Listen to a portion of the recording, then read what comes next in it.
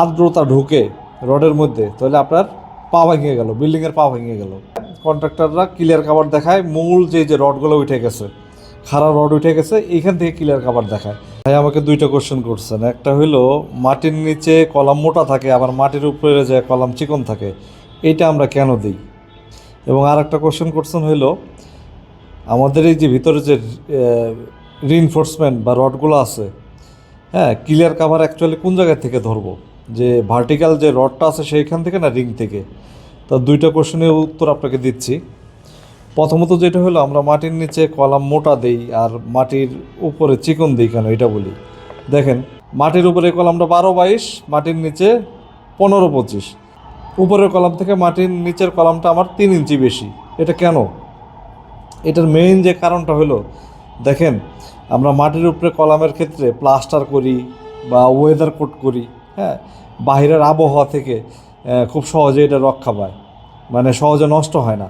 কিন্তু মাটির নিচে দেখেন, এই যে ভিতরের রডগুলো রয়েছে, আমি যদি এখানে ক্লিয়ার কাভারটা কম দিই, ঢালাইটা কম দিই, তাহলে কি হবে, মাটির নিচে আর্দ্রতা থাকে, হ্যাঁ, পানি থাকে, এছাড়া বিভিন্ন রাসায়নিক উপাদান থাকে, যেমন ক্ষতিকারক রাসায়নিক পদার্থ থাকে, যেমন সালফেট, ক্লোরাইড বা লবণ, এই ধরনের জিনিস। তো খুব সহজেই এটার ক্লিয়ার কাভার যদি কম থাকে, কলামটা যদি চিকন থাকে, অনেক সময় দেখবেন যে কংক্রিটের ঢালাই খারাপ হইলে হানি কম থাকে, সেইখান দিয়ে এই পানি, হ্যাঁ, এই রাসায়নিক উপাদান যায় এই রডের ভিতরে কি করবে, জং ধরবে, রডে করোশন চলে আসবে। আলটিমেটলি কী হইব, বিল্ডিংয়ের গুঁড়া এইখান থেকে বিল্ডিং নষ্ট হওয়া শুরু করবে, বিল্ডিংয়ের আয়ু কমায় দিবে। মানে আপনার পা যদি ভেঙে দিই, আপনি কি চলতে পারবেন? তাহলে কি হবে, নিচে যদি কোনোভাবে আর্দ্রতা ঢুকে রডের মধ্যে, তাহলে আপনার পা ভেঙে গেল, বিল্ডিংয়ের পা ভেঙে গেল, মানে বিল্ডিং ওইখানেই শেষ, খুব দ্রুত আপনার বিল্ডিংটা নষ্ট হয়ে যাবে। এর জন্য আমরা মাটির নিচে কলামটা মোটা দিই, আবার মাটির উপরে যায় কলামটা চিকন হয়ে যায়। আপনার দ্বিতীয় প্রশ্নের যে উত্তরটা, আপনার যে দ্বিতীয় যে প্রশ্নটা ছিল যে ক্লিয়ার কাভার কই থেকে দিবেন, তাইলে দেখেন, রডের পজিশন কিন্তু একই জায়গায় থাকে, হ্যাঁ, অনেক জায়গায় দেখছি সাইডে যায় কন্ট্রাক্টররা ক্লিয়ার কাভার দেখায়, মূল যে রডগুলো উঠে গেছে, খাড়া রড উঠে গেছে, এইখান থেকে ক্লিয়ার কাভার দেখায়।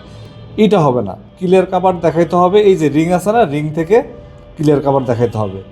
মানে আপনার এই যে এই কলামটা যদি এদিকে 12 ইঞ্চি হয়, ভিতরের এই রিংয়ের সাইজটা আউটার হবে 9 ইঞ্চি। 9 ইঞ্চি হওয়ার পরে এদিকে 1.5 আর এদিকে 1.5 ক্লিয়ার কাভার থাকবে, বুঝতে পারছি। আবার এই যে কলামটা এদিকে 22 ইঞ্চি আছে না, ওদিকে 1.5 ওদিকে 1.5 থাকবে, সেম জিনিসটা এখানে হবে, জাস্ট এটা ক্লিয়ার কাভার হয়ে যাবে, এদিকে 3 এদিকে 3 এদিকে 3 এদিকে 3। বুঝতে পারছেন বিষয়টা? তাহলে আপনার দুইটা প্রশ্ন ছিল, দুইটা প্রশ্নের উত্তর দিলাম। নাম্বার 1 হলো মাটির নিচে আমরা কলাম মোটা দেই আর্দ্রতা থেকে, ক্ষতিকারক রাসায়নিক থেকে বিল্ডিংটা রক্ষা করার জন্য। আর 2 নম্বর বিষয় হলো রিংয়ের আউটার থেকে আমরা ক্লিয়ার কাভার দেখাবো। আশা করি ভাই বুঝতে পারছেন। আমি কিন্তু নর্মালভাবে বললাম, অন্যভাবে নেন না।